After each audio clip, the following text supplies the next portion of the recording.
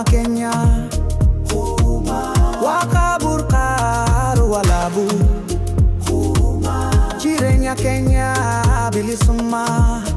Nuhu wakasagal tamagarba Nyapa chapsa la fein chapso wakasalgan Borana duga dadarba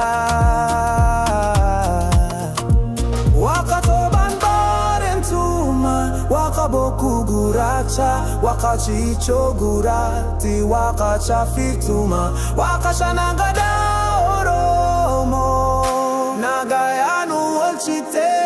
Nagayanu bulchi Nagayanu bulchite Nagayanu olchi Kamfanti la fanlolte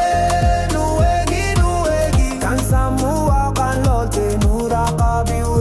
nuegi Iragoranu olchi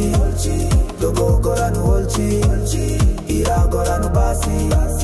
Dogogoranu rapasi